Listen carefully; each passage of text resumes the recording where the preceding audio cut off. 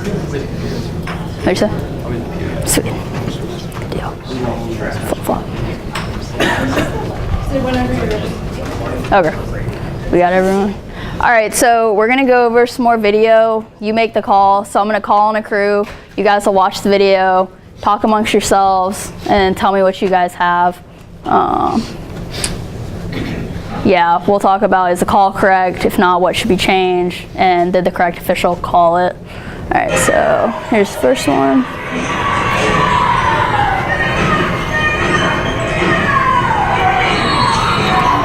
Watch it again. Crew 1, you'll take this one, wherever you're sitting.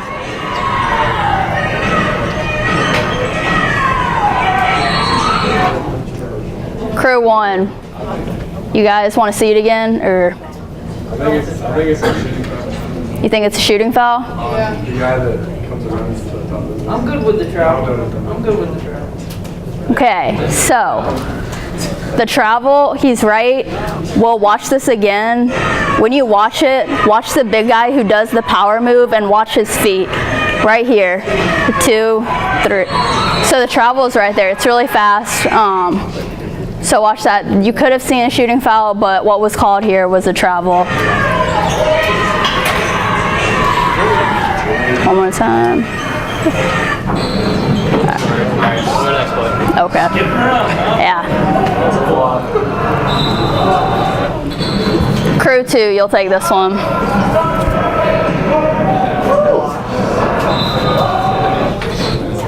Crew 2, wherever you're sitting. 2, cool. So what would you call if you had that? No call? Okay, so what we had here was a block because the guy who came over, he came over late and you saw him still moving. The guy dribbling probably didn't have to fall, you know, but the guy who moved over, he wasn't there and he wasn't set. So that's an easy call if you want to call it. And it obviously causes, like, maybe it was marginal contact, but it obviously causes the offensive guy to just, lose control of the ball. Okay, so we're not going to let the defender not be there, cause a turnover, and then give the defense the ball. So I like a block call there just on the basis that, it was little contact, but it did cause a big play in the game. Yeah.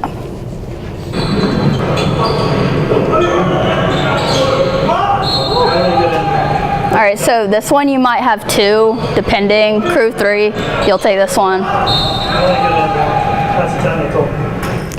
And Andy tells you what it is. That's technical. All right, so do you guys see where the technical is? Okay, so the technical here, after the shot, watch number 43. After the shot's made, he bats the ball. That's unsportsmanlike. That's going to cause a delay game, Just tell him. Yeah. Why is this a block?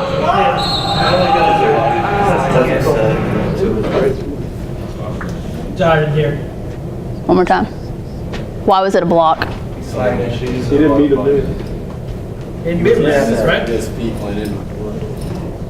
He went into the play. If it had been there and went straight up, we don't have much, but you're right. He doesn't get there and he goes into the play. So. What's up? Hey, we'll start here. Sorry about that. So I just have a question. So they on the court they called for the block, but he was calling for the technical after. Yeah, Okay. they called the block, and then Andy on the mic was saying that it would have been a technical. It was not a technical call. Yeah. Okay, so the thing that was called was when 43 hit the guy with his arm. Yeah, the block call. The block. Yeah. And then he was just mentioning the technical. If somebody bats the ball, delay game, stuff like that. If it's after a basket, you might give him a warning, but on that, when it's just after kind of a whole play, just tee him up. So what we do is, I basically take it on, I'll put it on her, Danny or Laura, and we'll talk about plays. So right there, we had the block, and then I said that's a technical. So when we send this video to you and you're watching and listening to us, you know that kid hitting the ball down the court is a technical and we should have called it. Or I'll say that's a good block call, this is a good technical. I'll walk you through a couple different plays. So when you're watching it, you're thinking, all right, I got the right call. If I don't say anything, you didn't do anything wrong. They'll be like, oh, I hope I got that. If I don't say anything, either I didn't see it, or you got it right, and I'm just having to say, that's right, that's right, that's Yeah, right, that's right. I don't remember what plays next, so I'm about to be like, I need to watch it. You also call a technical. Absolutely. Block. Technical foul. Now you're going to go report 2 numbers. Jonathan. So you need to remember who has 1 foul. Where's that who has paper the that other was over technical. there? The paper. Yeah, where was Typically, it? your center would come and help you out with that. Okay. Cool. All right, so here's the next one. Crew 4, you'll take this one.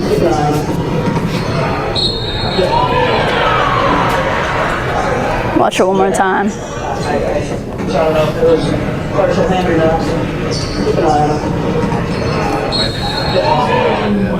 So crew 4, what do you guys have? Crew 4, whatever.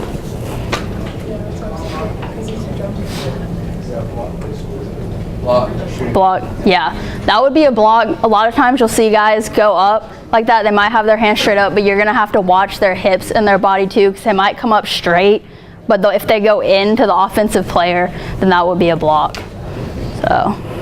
Play it one more time. I don't know if it was partial hand or not. Keep an eye on it.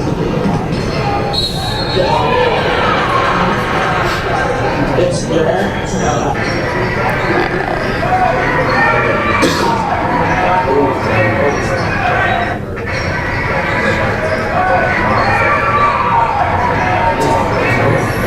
Crew 5, you got this one.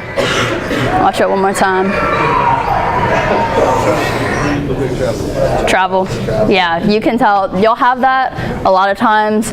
You just have, they'll get it and they'll have their pivot foot, but as soon as they like start to dribble, you'll see that foot come up before they put the ball on the ground. If you have guys that play club, I'm not saying Drew does this, but like they're gonna be a lot faster. They'll be a lot faster when they catch it and they rip and go. You might not be able to see it, and so. Like, it's like, it's not the step that he took with his right foot, it's when the left foot comes up and he has a dribble foot. Because when he caught it, the left foot was his pivot foot, so. Play it again. And where's Crew 5? Why do you think you may have missed this call?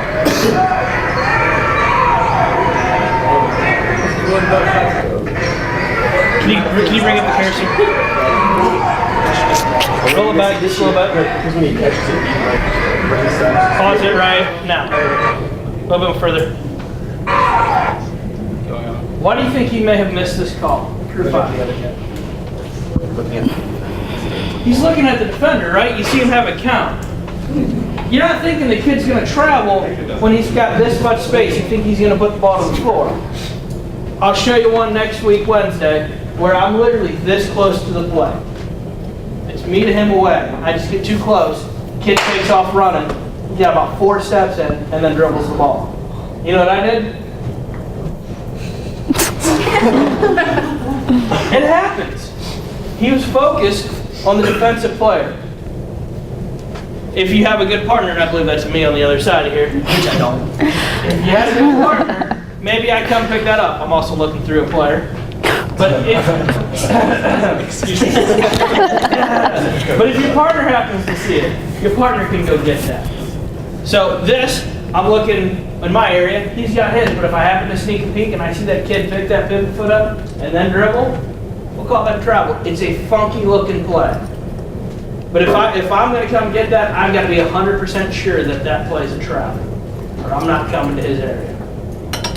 So just remember that. But that's a good explanation. Just looking at the defender. All right. Do we only have 5 crews? Yeah, we have 5. All right. So crew 1, you'll have the next one right here.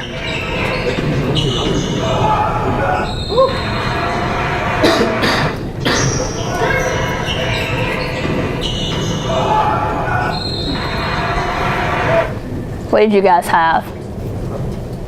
Do you guys want to see it again? Show him one more time. One more time?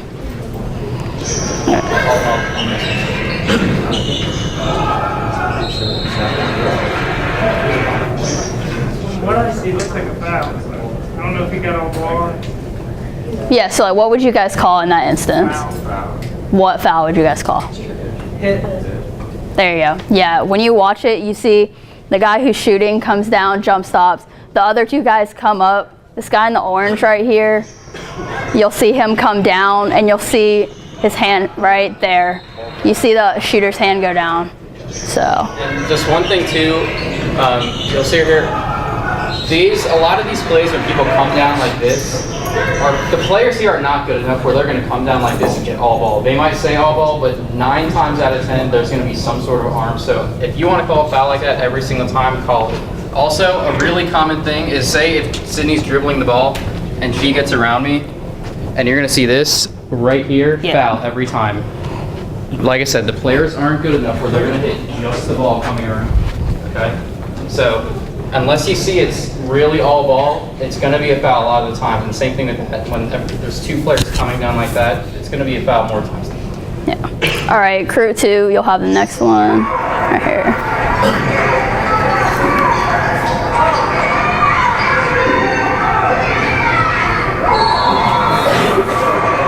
All right, we'll watch it one more time.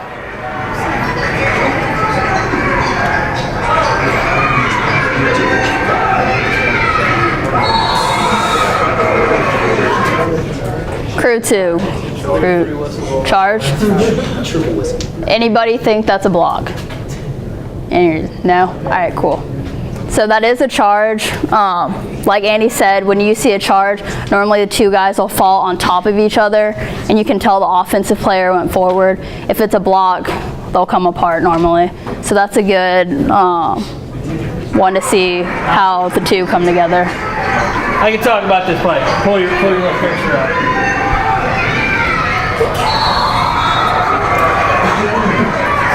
Ignore my mechanics. And give me a pause right now. We gotta bring that picture up, man. Yeah, we had that game. You gotta keep it moving or else it's gonna go away. Hit pause right now. Alright. Whose primary did this play come out of? Center. So I also had to look at this because I don't have anything competitive. So did Brandon, and so did Brian, who's our partner here. We had 3 whistles on this play. We had 3 whistles on a lot of plays in this game. So if you bring it up, is there a primary defender yet? No. So I noticed this. I pick it up. I know Brandon's got a defender, and so does Brian. Brian probably has this right guy. Brandon and I probably have a big 42. Hit play. Pause. What's the white guy gonna do? What does he want to do? At all costs, what's he gonna do? He wants to dunk, but he's gonna get to the rim at any cost necessary. So when he lowers his shoulder to go through, we're gonna have a charge here. Now, look at what Brandon's looking through here.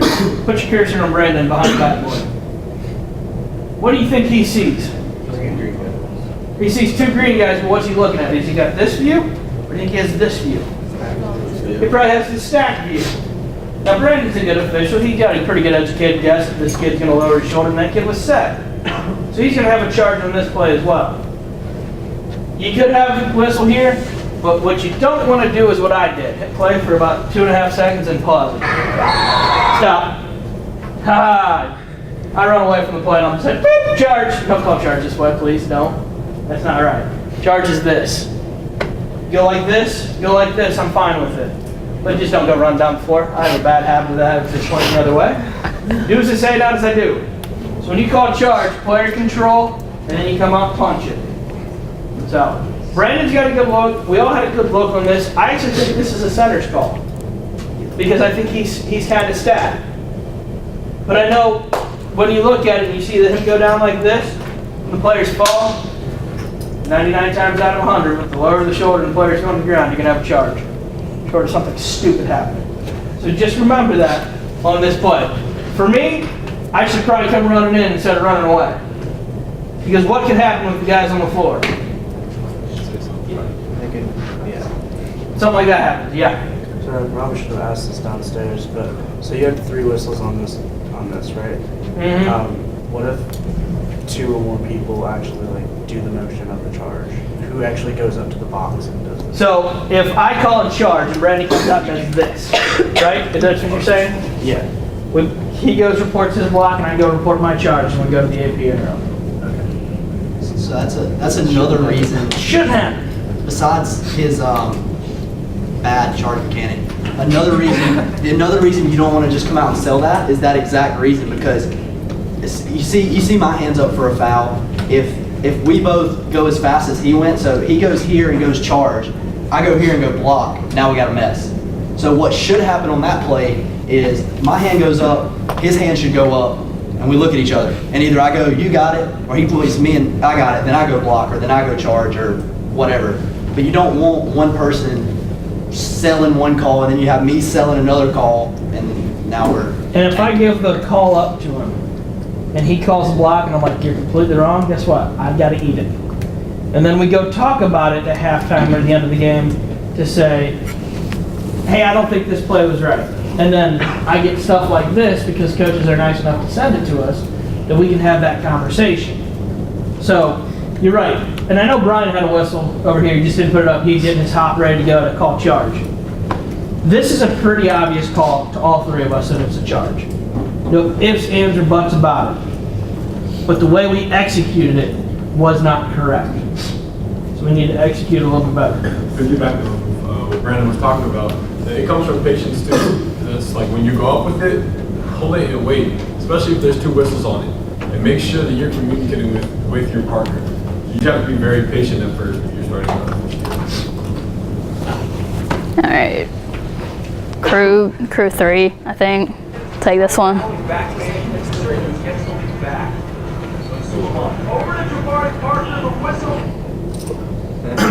You may have to bring this back up and play. Yeah.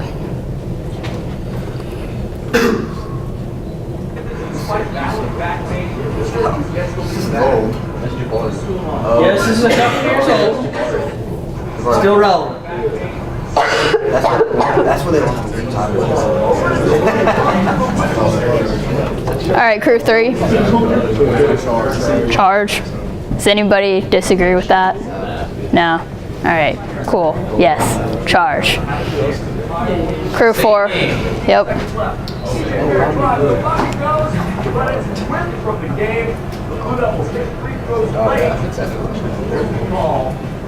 Duke wins it 66-16. The controversial call, Duke and Syracuse have a chance. Iowa wins with 3. 15 seconds. What crew is this on? 4. Crew 4, where you at? What you guys have? Guys and ladies. There's the call. Duke wins it 66-16. Controversial call. I'd say charge. He's like shuffling his feet a little bit, but he was definitely. Iowa win with 3. Go back to the previous play. Alright. Keep going back. Hold right here. 10:35 to go in the second half, right? This play is a block on this crew. So play this one through. Get ready to pause it.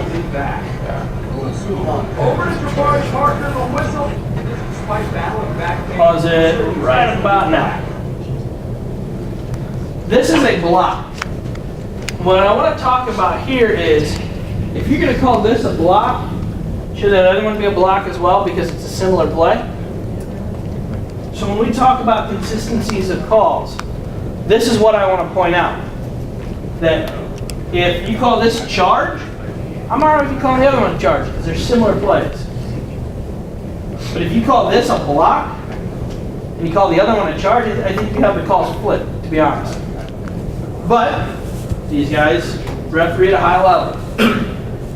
So just remember that if you call this one a block or a charge, the next one that's a similar play, I say similar, not the same, deserves a similar call. So just remember that. If you have two guys that go like that, you call that a charge. The next time down the floor you have that, you should call it a charge.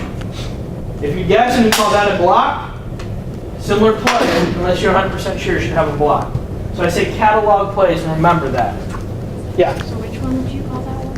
I'd call this one a charge. I have a player control. Go ahead and play it one more time. You're saying it's called a block. Yeah, they call it because it's an and one right there. They called this one a block, but then they call this one a charge. That's what I'm saying. 2 or 8. That's reviewable. But you have to do that, pay the rest. Yeah. Is that the last one? Yeah. So they called that one a charge. They called that last one a charge. Can you bring that last one up? The first one was a block. Yeah. They called that a charge. The old charge. Did they still get points? The first one. So this one was a player control foul.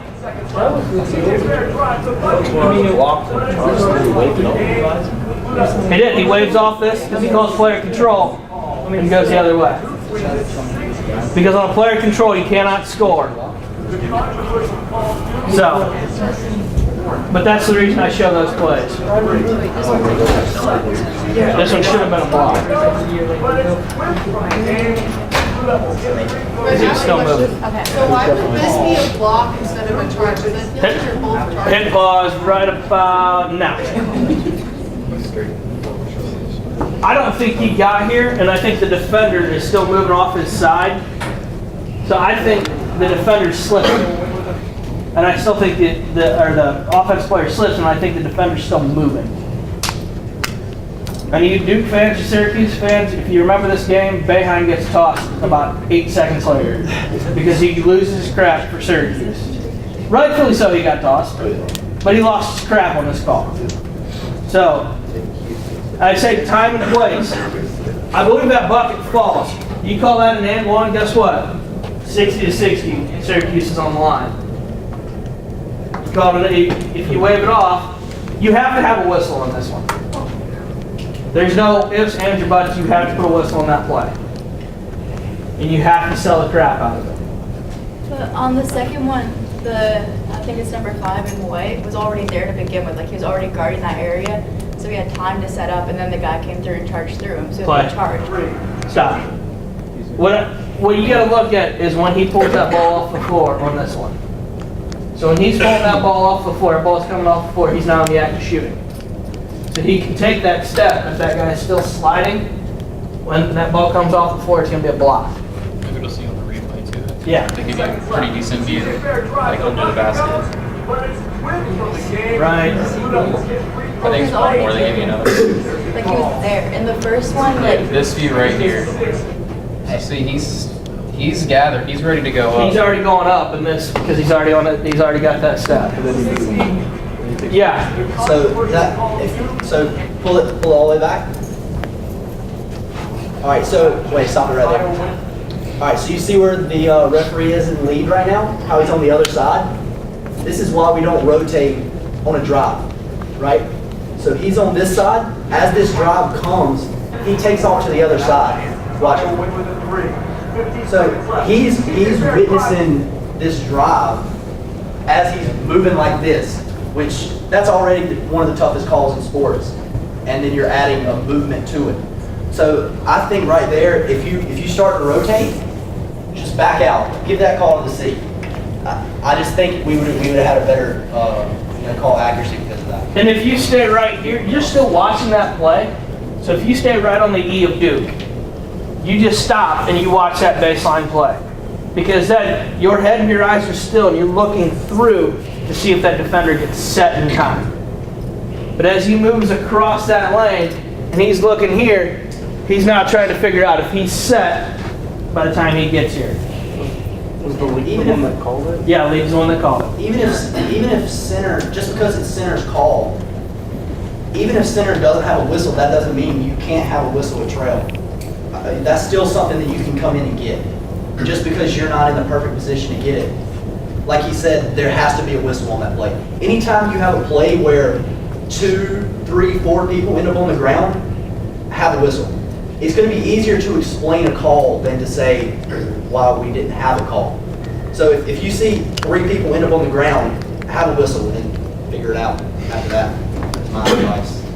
I also look at context of if you look at the level of play here. The reason I call it block on this one in a college game, that offensive player gets by the defensive player. You may have a charge out here and you can defend it if you can explain it. So just be like, the defender was there and took contact. I call a charge for that reason. I can defend you on that one. If you say they got by the defender and then contact was initiated, I have a block for that reason. I have a question. Yeah. So is the trail in the center working like a pendulum kind of? It's like if the ball's on one side, is the center going to be, the person closest to the ball is the center, and then the person on the other side is the trail? Does it work like that? Maybe opposite. Or the other way around? The trail is, explain that again, I'm trying to. Okay, so there's like the court right here, and if the ball is like on this side, does that mean that the person, the ref right here is the center? The center is the one that's by themselves. So if Drew is my lead and Brandon's my trail, I'm by myself. So I'm the center. If the lead happens to come over and the trail drops down, then I become the trail and he becomes the center. Because now we've got two on this side. So it's all where the officials are. And this will show up when we do training practice games on Monday. That's it. Yeah. That's it? Yeah. All right.